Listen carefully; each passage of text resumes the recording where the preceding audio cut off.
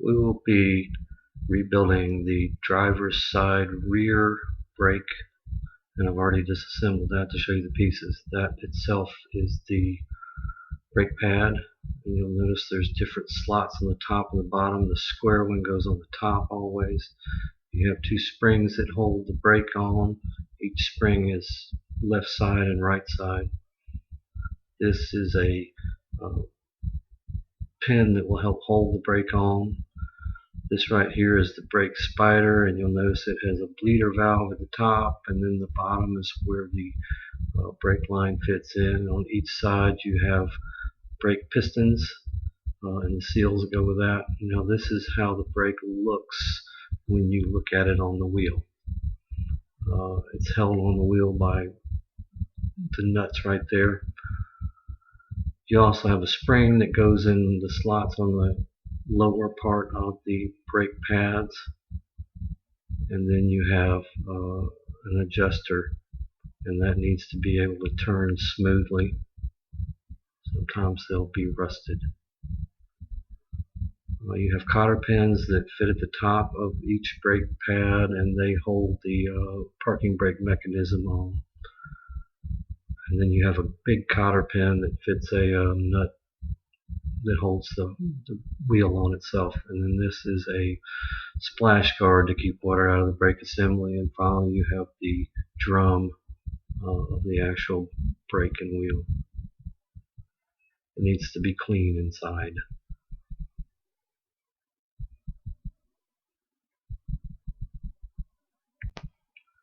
This rather large nut needs to be removed before you start jacking up the car and taking off the wheel.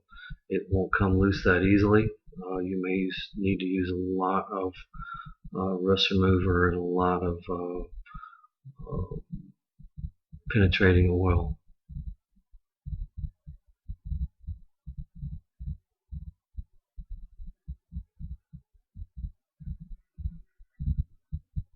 Be sure to use a jack at all times.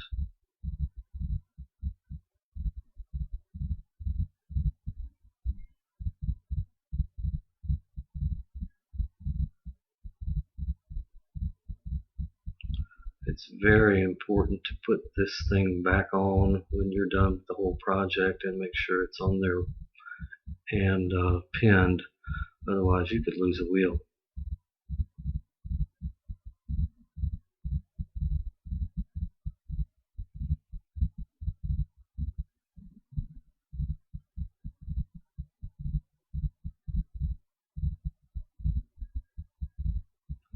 Notice the splash guard goes on just like this, and the three notches at the top are positioned just like that. They allow the parking brake mechanism to fit through on each side, and the brake line to fit through on the top. And here we're positioning the brake spider so it fits on the 4 bolts.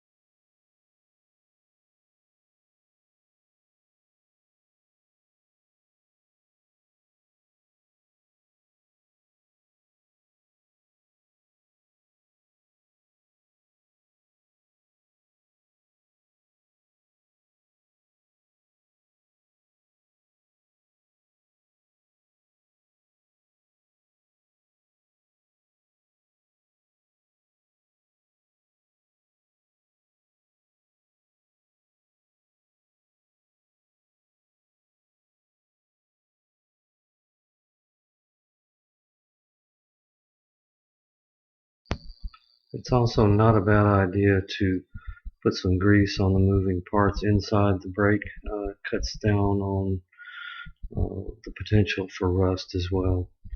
You just want to be very careful not to get any grease on the actual brake pad.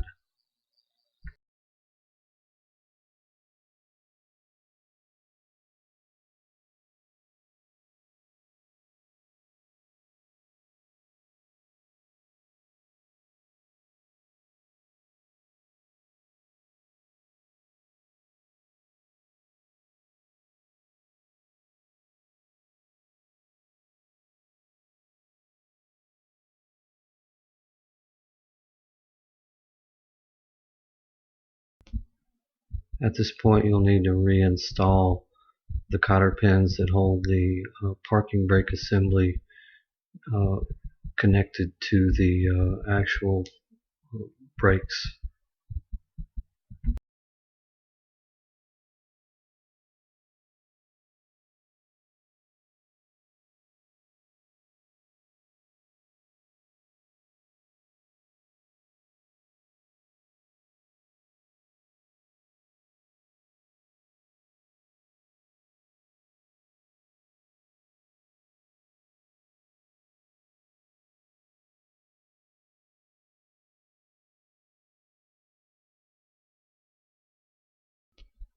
Reinstall the spring at the bottom of the brake shoes, and below that goes the brake tensioning mechanism or brake adjustment mechanism that needs to be able to turn by itself.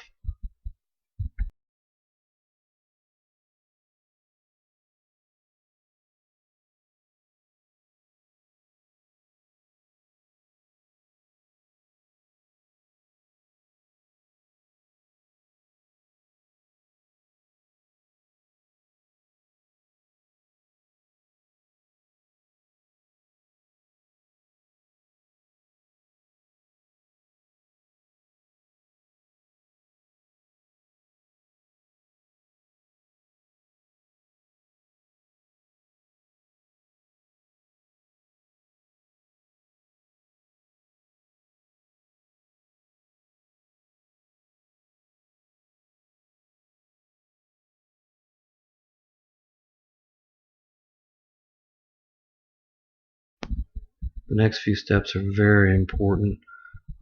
Without doing them correctly, you may lose a wheel.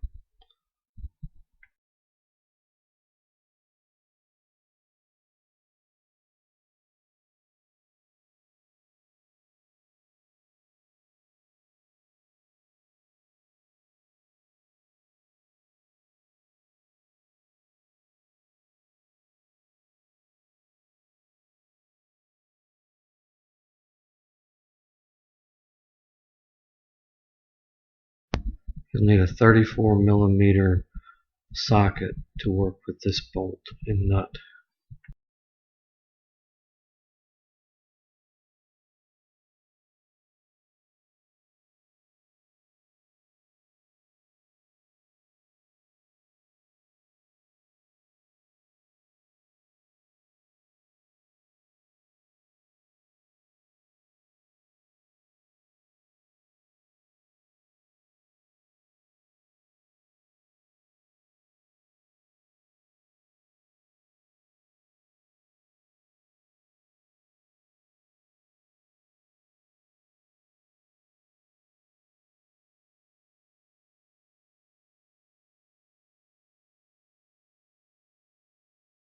Now it's time to reinstall the brake drum itself. You may need to push the brake pads in some in order to get it to slide on.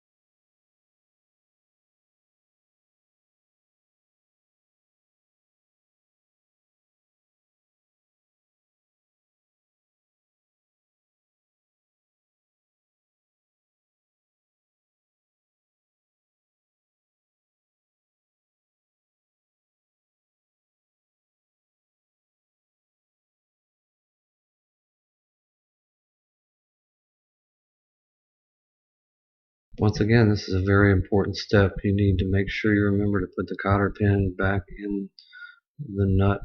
This shows how it will fit through the axle as long as it's aligned correctly with the nut itself.